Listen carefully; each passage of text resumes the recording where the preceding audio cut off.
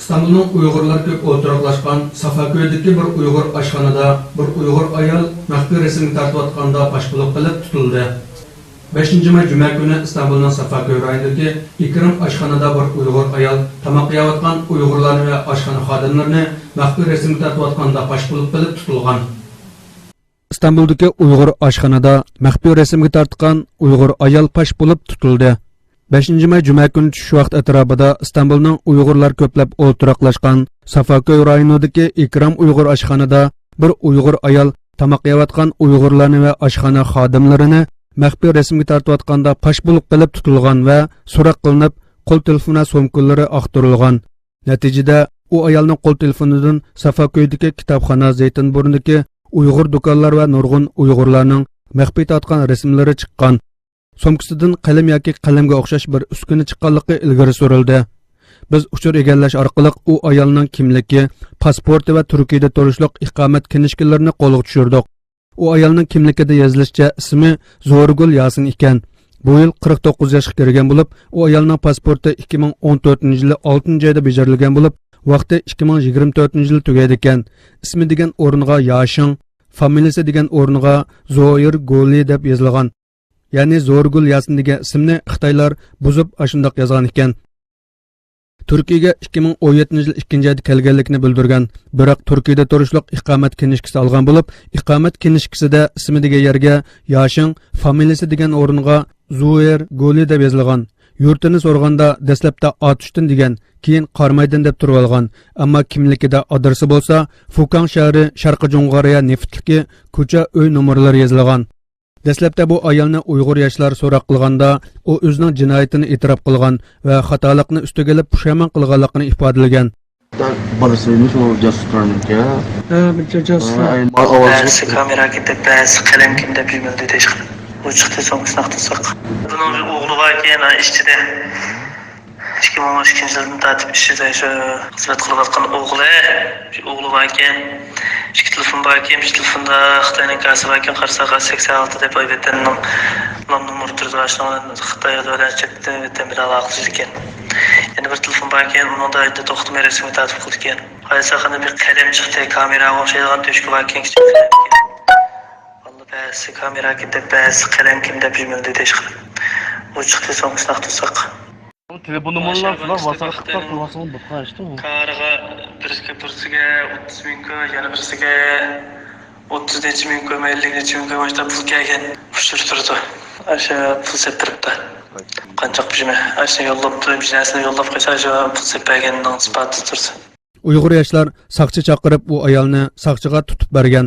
Saqchilar Safaköy Kanariya saqchi idorasiga elib berib so'roq qilgan. Biz bu vaqtda ma'lumotga erishish uchun mazkur saqchi idorasiga yetib keldik va saqchilardan ahvol egalladik. Navbatchi saqchining bildirishicha, u ayol dastlabda so'roq boshlanganda Xitoy konsulxonasi bilan ko'rishishni talab qilgan. Saqchilar nima uchun ko'rishadiganligini va konsulxonaga nima demoqchi ekanligini so'raganda gapidan voz kechib, mundaqla deb qo'ygandan deb turib olgan. Saqchilar u ayolga "Sana Xitoy konsuli ega chiqamdi" deb so'raganda javob bermay jim turib olgan. Bu jarayonda u ayol rasmga tortgan bir Uyg'ur yosh saqchiga u ayolni shikoyat qilib arz sundi va jazolab berishni talab qildi. Saqchilar uning iltimos arznomasini qabul qildi va ayolni so'roq qilishga boshladi. Biz saqchilar bilan bu vaqtda tafsiliy suhbat olib berishni talab qildik, ammo saqchilar rad qildi hamda u ayol bilan suhbat o'tkazishga ruxsat qilmadi. Ikram Uyg'ur oshxonada so'roq qilgan yoshlarning bildirishicha, u ayolning qo'l telefonidan Safaköy va Zaytunburunda tortgan nurg'un rasmlar chiqqan va Ikram Uyg'ur oshxonada tortgan rasmlarni WeChat orqali shu hamon 0086 bilan boshlangan bir nomerga avatib bo'lganligi isbotlangan. Biz bu vaqtda to'liq ma'lumotga ega bo'lish uchun bu voqeani ko'z bilan ko'rgan bir turkum Uyg'ur shohidlar bilan suhbat olib bordik. Voqeani ko'z bilan ko'rgan bir yosh bu voqeaning rost shundoq bo'lganligini dalilladi. Biz yana bu to'g'rida u ayolning ustidan saqchiga arz sungan Uyg'ur yosh bilan suhbat olib bordik.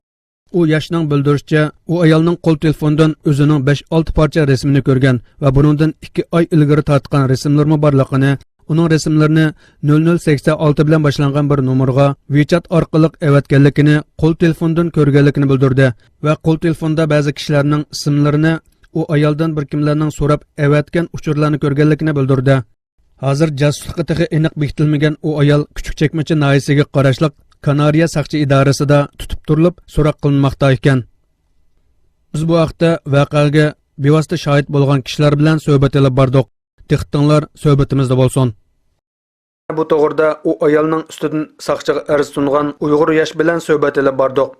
Bugun Istanbulda kutilmagan bir voqea yuz berdi. Ya'ni bir Uyg'ur ayol Ikram oshxonasida ma'lum Uyg'urlarni rasm tortayotgan yerdan tutildi. Undan keyin saqchilar kelib bu ayolni olib ketib, saqchi idorasida so'roq qilyapti hozir. Bu jarayonda rasmga tortilgan bir qarindishimiz bilan suhbat olib boramiz. Bu qarindishimiz o'zining rasmga tortilganligini u ayolning telefondan ko'ribdi. Shuning bilan saqchi idorasiga shikoyat qilib, ruxsatsiz rasm tortgan ayolning ustidan shikoyat qilib saqchiga arz sungan bo'ldi. Hozir biz bu yosh bilan suhbat olib boramiz. Siz bu avval to'g'risida siz nima tushunyapsiz bu ayol to'g'risida? Bu men do'konda edim. Birodar balla yaqin do'stlar telefon qildi. Ikram oshxonaga kelsanglar azroq ish chiqqan dedi. Men nima bo'lganligini so'radim. Bir ayol tutildi. Boshqalarning rasmga tortgan yerda, rasmga olgan yerda telefon tekshirsak, sizning rasmingizni 5-6 chiqdi. Degandan keyin men bordim. Degandagidek 5-6 parcha rasmim bor ekan. Keyin mening emas ekan, 7-8 odamning rasmi bor ekan. Rasm bo'lgandan keyin gap so'radim.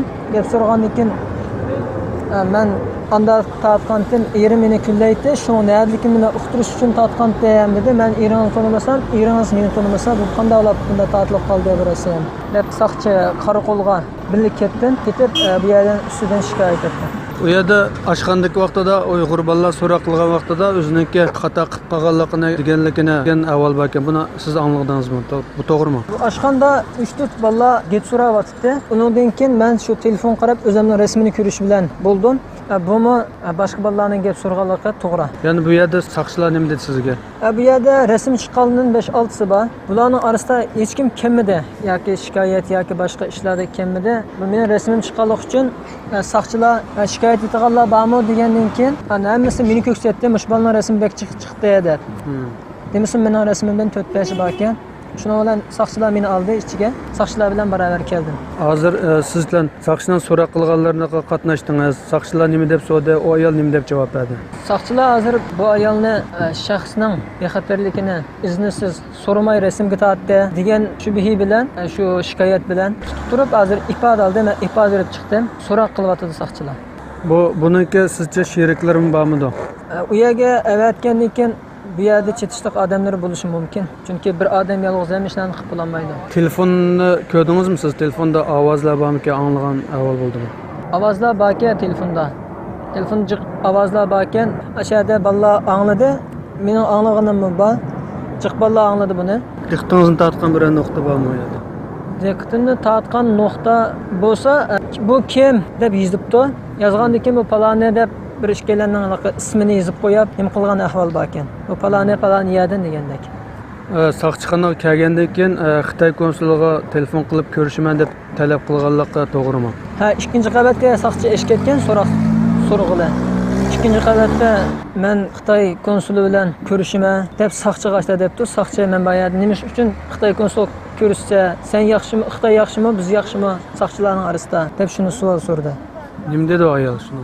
Qanday javob berdi? Turk saqchisi yaxshi, Xitoy saqchisi eski dedi. Bu saqchi qopab nima uchun xalqni surat tortsa, u yerda sizni urdi, bu yerda biz urimiz, nima uchun biz yaxshilab qoldik deb shunda ta'na qilgan asosda savol so'radi. Hozir endi buni boshda tekshiraydi ekan, anadan keyin istixborot organidan biri ahvol bayqalsa, istixborot organidan tekshirib sotchiga berdi ekan, sotchidan hukm chiqarib tutib qilish ahvoli bor ekan. Hürmetli televizor ko'rguvchilar, bugungi xabarlar programmamiz mushu yerda oxirlashdi. Keyingi programmamizda ko'rishguncha sizlarni Janob Alloh topshiramiz. Assalomu alaykum va rahmatullohi va barakatuh.